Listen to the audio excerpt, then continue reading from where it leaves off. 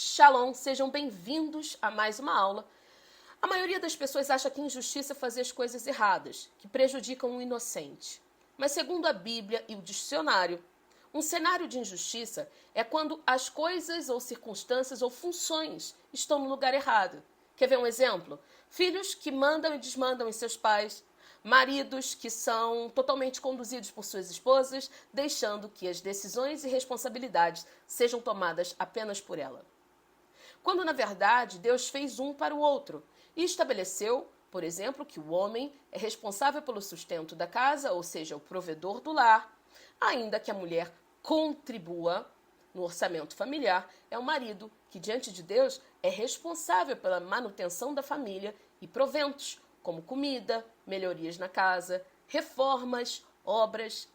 A estrutura física de uma casa está para o marido, assim como a igreja está para Jesus. Não é só a noiva. Enquanto a mulher é responsabilizada pela administração dos recursos financeiros, ou seja, a economia doméstica, ornamentação da casa, beleza, e isso inclui o crescimento espiritual de toda a família, logística, estoque, administração de conflitos a fim de manter a paz em casa, instrução e ensino dos filhos de acordo com a palavra. É grandioso. Você consegue perceber que Deus não diminui papéis aqui? Ele apenas os dividiu. Ambos são importantes. Por exemplo, se na casa tem uma lâmpada para ser trocada e o homem não executa essa tarefa simplesmente porque está postergando isso, pode parecer uma coisa tão boba, mas no mundo espiritual você sabia que pode refletir desleixo?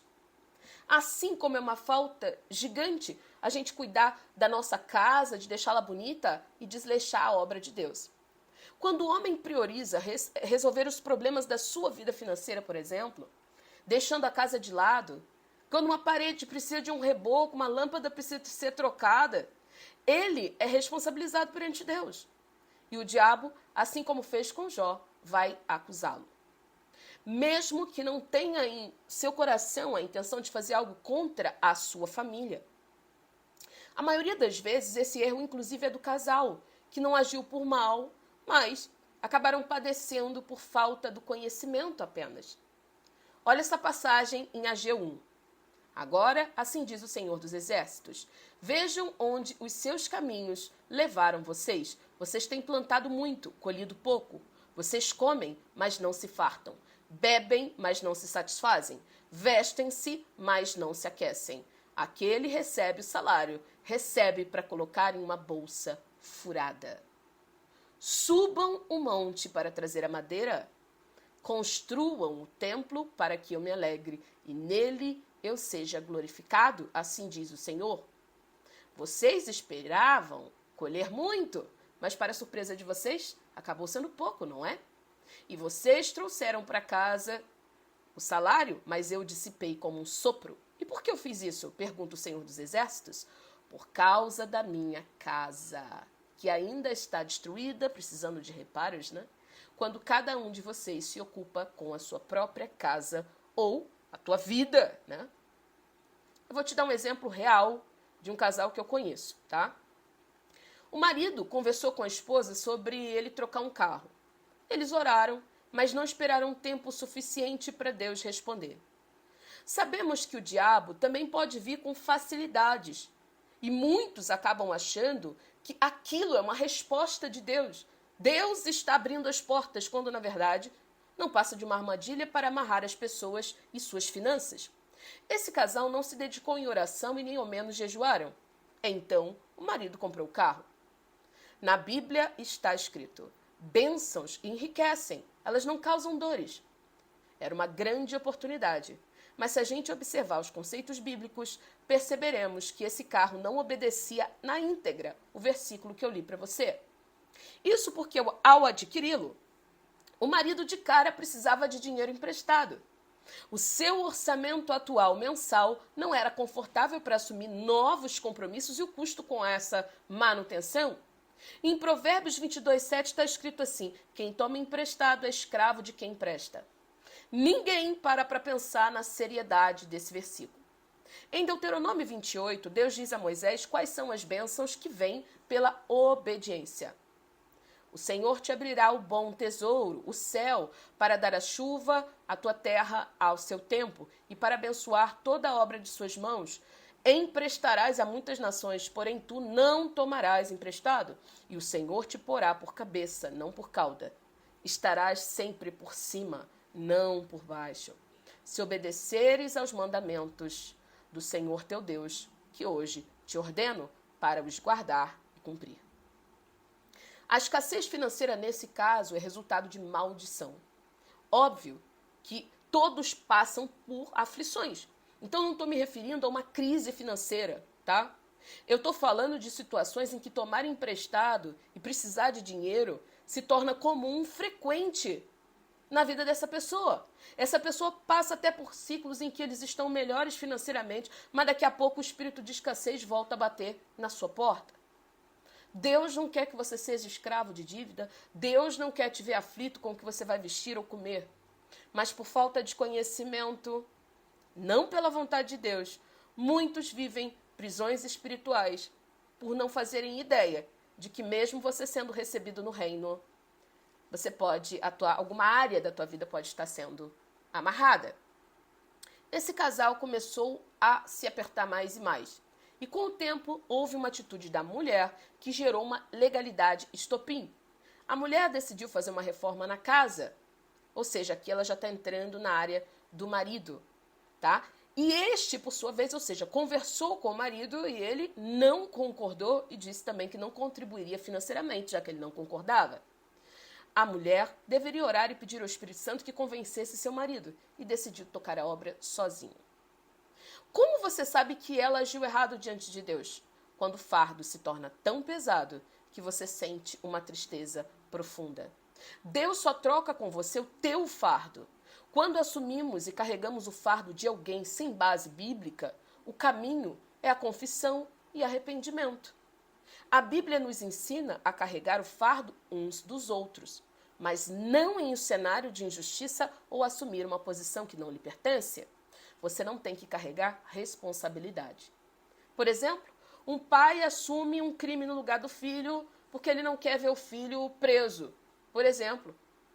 Então ele acaba não pagando os atos dele diante da justiça dos homens.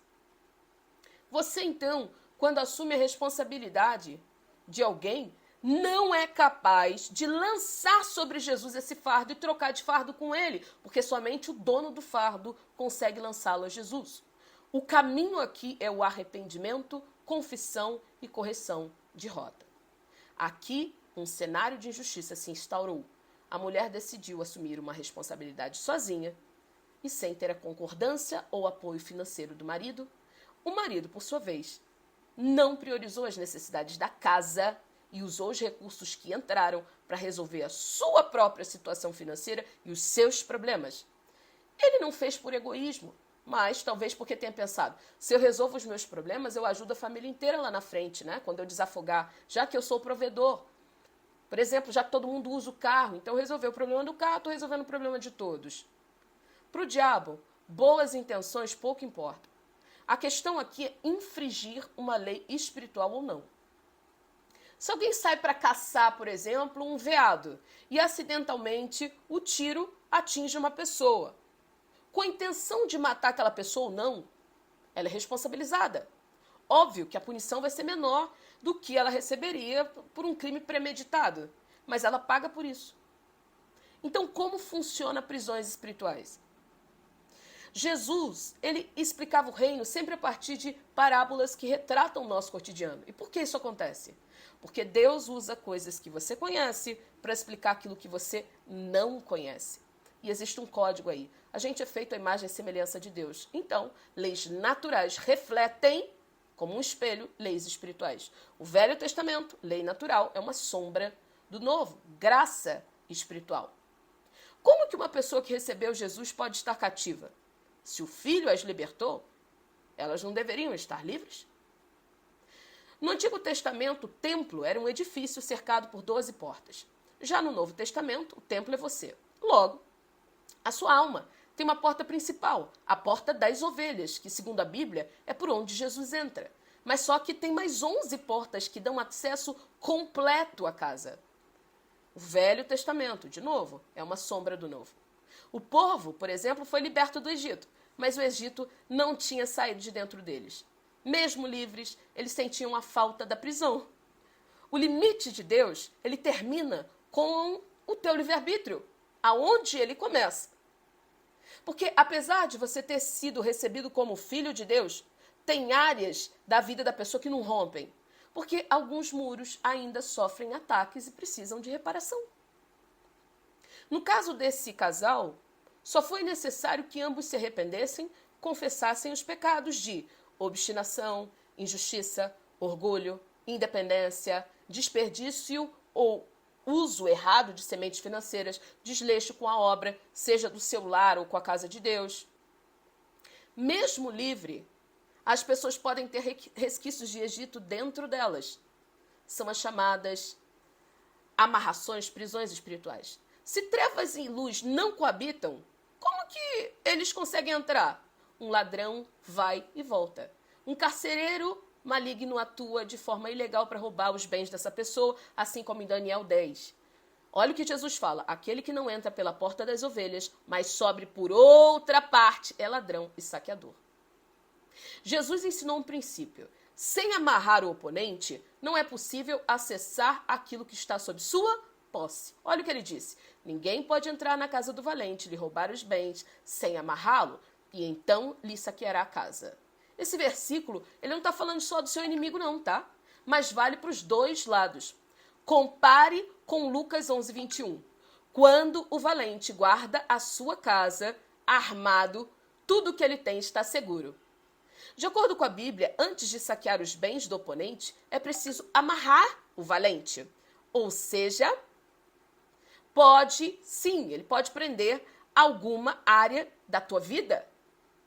Muitos recebem autoridade no nome de Jesus, mas deixam que o inimigo roube os seus bens por falta de conhecimento de saber como lutar. Príncipes têm se comportado como escravos. Eclesiastes 10:7. Jesus libertou a Pedro, assim como o povo no Egito. Ele presenciou grandes milagres, mas depois de um tempo, Pedro quis voltar a pescar. Carcereiros de bênçãos manipulam até a vontade da pessoa para ela achar que quer uma coisa que não quer. Por que tantos cristãos com problemas financeiros? A maioria não percebe que é uma prisão. Nem imagina que tem muros a serem reparados.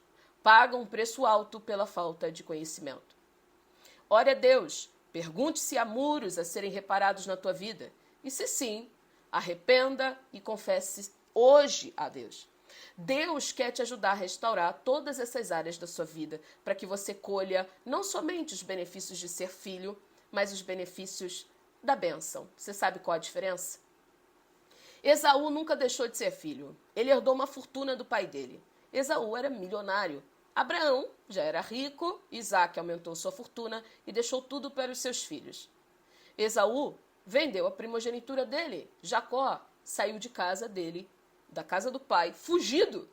Então ele ficou com tudo. Mas como que ele voltou para o pai? Para a casa do pai dele? Milionário. Por quê?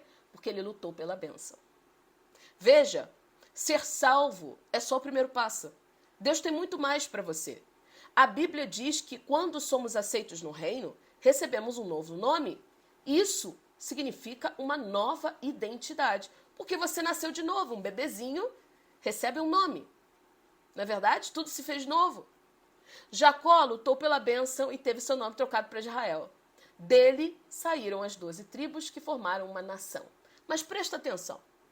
Depois que ele teve o nome dele trocado, ele trabalhou por 14 anos para tomar posse integral de tudo que vinha com a bênção. A salvação, ela te garante vida eterna, assim como a troca do nome de Jacó representou a aliança, um novo nascimento. Deus fez sim dele o primogênito, como está escrito lá em Êxodo 4:22. Mas depois do nome trocado, tem a luta pela bênção. A bênção não te garante somente a salvação, mas a autoridade para tomar posse daquilo que Jesus já conquistou por você. Eu vou ler a passagem de Deuteronômio 28.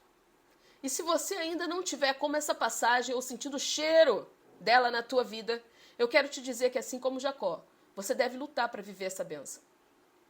Você deve se esforçar para conhecer as Escrituras de tal forma que descubra como se munir de armas para vencer as batalhas que você tem enfrentado. Você deve se arrepender e se quebrantar diante de Deus, implorar por sua misericórdia, buscando a tua segunda chance de viver hoje o que você pode até um dia ter pensado que é tarde demais para você. Olha o que está escrito. E será que, se ouvires a voz do Senhor teu Deus, tendo cuidado de guardar todos os seus mandamentos que hoje eu te ordeno, o Senhor teu Deus te exaltará sobre todas as nações da terra. Todas estas bênçãos virão sobre ti e te alcançarão quando ouvires a voz do Senhor teu Deus. Bendito serás na cidade, bendito serás no campo. Bendito o fruto do teu ventre e o fruto da tua terra, e o fruto dos teus animais, e as crias das tuas vacas e das tuas ovelhas. Bendito o teu cesto e a tua amassadeira. Bendito serás quando entrares e quando saíres. O Senhor entregará feridos diante de ti os seus inimigos, só para você arrematar e cortar a cabeça deles. Todos os que se levantam contra ti, por um caminho eles chegarão até você, mas por 7 eles fugirão da tua presença.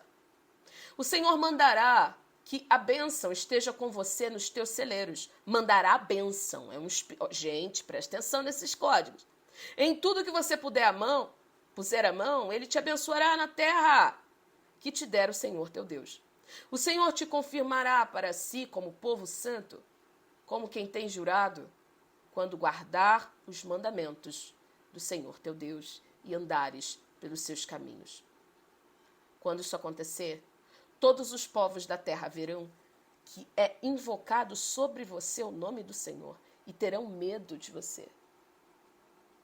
E o Senhor te dará abundância de bens, no fruto do teu ventre, no fruto dos teus animais, no fruto do teu solo, sobre a tua terra, que te jurou o Senhor Deus aos seus pais para te dar, você filho de Abraão pela fé. O Senhor te abrirá o bom tesouro do céu para dar chuva à tua terra no seu tempo e para abençoar toda a obra das suas mãos. Você vai emprestar muita gente a muitas nações, porém, tu não tomarás emprestado. E o Senhor te porá por cabeça, não por cauda.